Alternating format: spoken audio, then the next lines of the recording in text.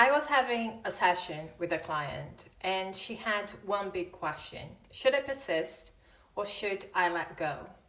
And I thought this is something that we should talk about because many of you may have the same question. And she was like, I'm so confused. Some people say this, other people say that. So I'm going to explain to you, of course, from my perspective, what it means to persist and what it means to let go. And I'm going to do this as clear as I can so that if it makes sense to you, you can find your peace and move on working on yourself, working on your life, creating an amazing experience for you and the people around you. But before I get into it, hello everyone. If you're new here, my name is Al. Welcome to my channel. If you're in need of coaching, go to the description box. All information is there. But right now, let's get into today's topic. Persistence is extremely important in manifestation. But what I see is that many people persist on the wrong thing. They have the desire and they want to have that desire, that person, that situation in their lives. But then they notice there is a circumstance in between them and they focus on the circumstance. If I find the right wording that implies that that circumstance is not there, then it's going to disappear. If I find a way to overcome that problem, that issue, whatever is telling you cannot have your desire right now, then it's going to disappear. Then I'm going to get to my desire. The situation is much deeper than just finding the right affirmation. We all have core beliefs about ourselves and ourselves in this world, how the world reacts to us. If I am here affirming, he loves me, he adores me, he wants to commit to me, he wants to be with me, and I have a core belief that says, you're not good enough, and you are not the one, and you are not chosen. If I have those core beliefs, then whatever I say is meaningless, because my core beliefs are my truth. My core beliefs are my rules. And whatever I'm saying is just words, okay? So when you persist, you have to persist on the right thing. It's not about the circumstance. It's not about your desire. First of all, it's about who you are in this world and your perception about yourself. So I want you to understand that your core beliefs create automatically. It creates your thoughts, your most logical assumption about whatever is happening around you, with you, your place in this world. It creates your feelings automatically.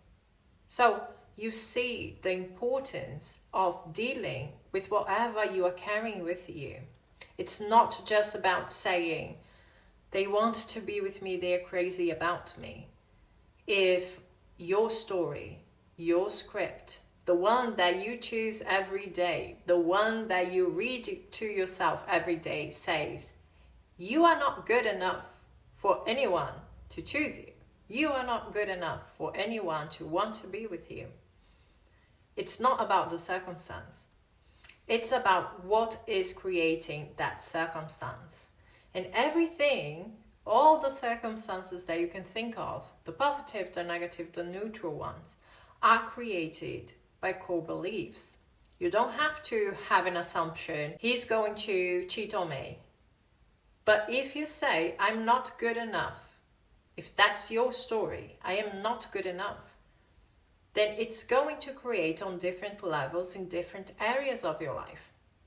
Then they are going to find someone who is good enough. They are going to look for someone who is good enough. Then you are going to see maybe in other areas of your life, like your job life, where someone is more appreciated than you because you're not good enough, but they are. Where someone gets the best jobs because they are good enough and you say you are not. So this is what you have to persist on. Reprogramming yourself. How you do this, you can take a look at your past experiences and you can take a look at every experience that you had and think about, if I was a completely different person who has never experienced that, how would I be? How would I feel? How would I think? and you create new assumptions, you create new statements. You can record it, you can listen to it in the night, you can affirm for it throughout the day, you can add some field sessions where you meditate on a mantra, on one of these affirmations, and you connect with it and you focus on feeling like that person. You can visualize. There are many ways to do this, but this is what you should be persisting on. Changing your self-concept, changing your identity, not on the circumstance, not on the problem, not on affirming to yourself, I am not getting there because of this, because of this, because of this. Then you are fixating it there. You are fixing it in your reality. And the other side to it is, of course, letting go of what is not suiting you. So you are deciding, what is my story right now? It may be very comfortable for me to see myself this way, okay? Yes, it's not the best thing, but I know what I'm getting. I know exactly what I'm going through, and I know I can handle it. This is how typically our mind thinks. But you are the one who should decide, no, this is not suiting me. I deserve much better. This is not for me. This is not my reality. This is not what I want to experience. This is not what I'm going to focus on. I'm going to redefine myself. I'm going to recreate myself. Another thing that you should let go of is the idea of control. You have to surrender to your inner world. Your energy should be going towards your stories. And maybe there are stories about that person or other person or relationships. And this is all what you're going to deal with, is changing the perception that you have about you and the world around you. When I was talking to this client, I told her bluntly, okay, whatever is going on in your SP's lives is not of your problem. It's none of your business. You should not be trying to figure out. You should not be trying to look around and realize whatever's happening. Release control, because whatever created that circumstance is within you. It's not outside of you. That person is not going anywhere. The job is not going anywhere. The money that you want is not going anywhere. It is available to you every time. So when you find that shift, you're going to see the movement that you are looking for. As long as you are focusing on the problem, you are not working on the solution, okay? You are not putting the energy that you should be putting on yourself, on changing the patterns that you have in your mind, the pathways. It doesn't matter what your circumstance is, okay? I've heard everything, and I can tell you, every circumstance is changeable. But it will only change if you realize what is important. And many people are focusing on unimportant stuff, and they don't realize that the focus that they are putting on the circumstance, on the problem, on the issue, on the absence of that person, on the no contact, for example, is just saying to the universe, this is what I want. This is what I'm focusing on. This is where my energy is going.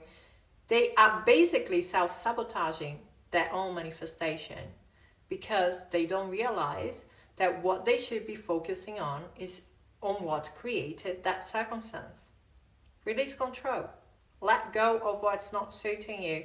Let go of the idea, I have to be in everyone's business.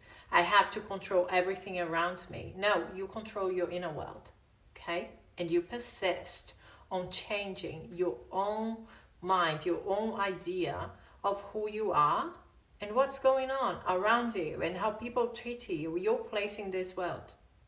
It is all about you, okay? You're responsible for how you see the world, for the assumptions that you create, the stories that you tell yourself about who you are. That's it from me. Thank you so much for being here. We are going to talk soon. Bye-bye.